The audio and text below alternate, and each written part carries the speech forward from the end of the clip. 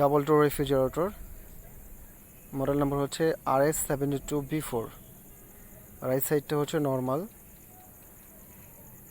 এটা হচ্ছে normal chamber, 1 2 3 4 4টা পকেট আছে। আর লেফট সাইড হচ্ছে ডিপ, সম্পূর্ণটাই ডিপ, পুরোটা ডিপ হিসেবে ইউজ হবে। 2টা ভেজিটেবল বক্স আছে, 4টা পকেট আছে।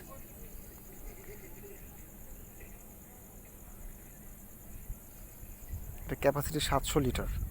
এটা হচ্ছে আপনার কন্ট্রোল প্যানেল, এখানে সমস্ত ফাংশনগুলো আছে।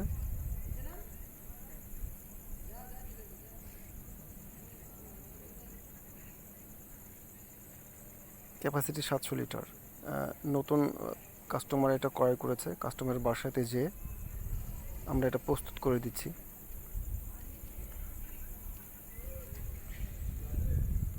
এখানে যে গ্লাসগুলো ইউজ করেছে, এই গ্লাসগুলো প্রায় 150 কেজি পর্যন্ত ওয়েট বহন করতে পারে, টেম্পার গ্লাস বলে।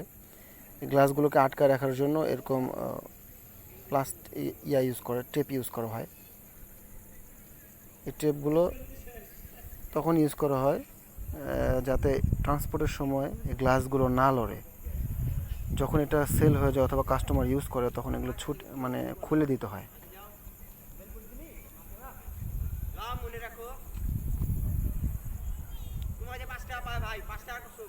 ককশিট অথবা আপনার যে টেপগুলো থাকবে এগুলো রিমুভ করে দিয়ে গ্লাসগুলো লাগাই দিতে হবে।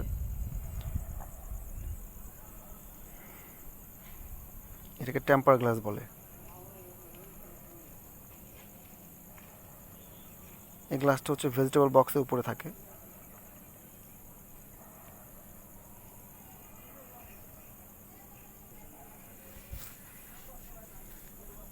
আপনি চাইলে এই প্লাস্টিকগুলো আপনি ইউজ করতে পারবেন, বাট দেখা গেলো যে কাস্টমার অনেক ক্ষেত্রে এটা তুলে দিতে আগ্রহ বোধ করে, যাতে সে সহজে গ্লাসটা বের করতে পারে।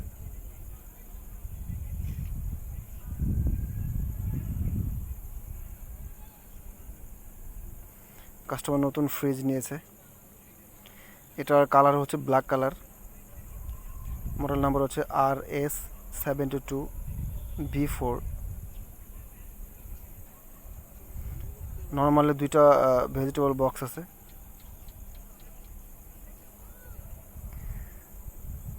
এটার ক্যাপাসিটি 700 লিটার, হিউজ জায়গা।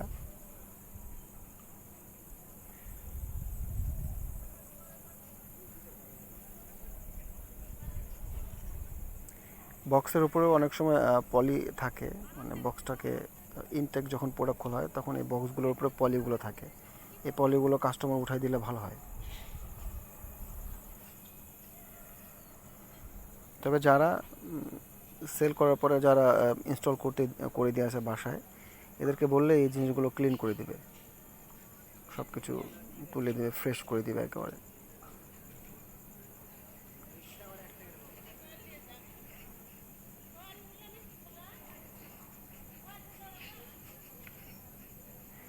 আর ডিপে 2টা ড্রয়ার ইউজ করেছে এটাতে।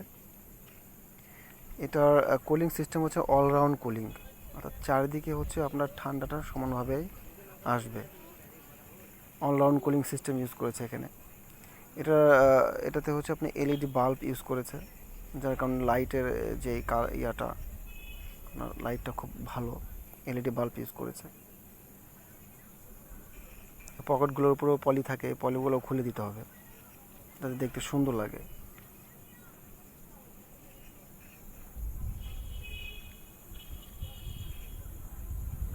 এটা হচ্ছে নর্মাল। আর একটা রিমুভেবল আইস বক্স আছে, এই আইস বক্সটা আপনি চাইলে ডিপে রাখতে পারেন অথবা আপনি অন্য জায়গায় রাখতে পারেন। অনেক সময় কিছু ফোম দেওয়া হয়, এই ফোমটা হচ্ছে ডোর যাতে ওয়ালের সাথে অথবা কোনো কিছু সাথে ঘেঁষান লাগে, টাচ না লাগে, অথবা স্কেচ যাতে না পড়ে যায়, যার কারণে এটা জাস্ট ওয়ালে আঠার মতো লেগে থাকে।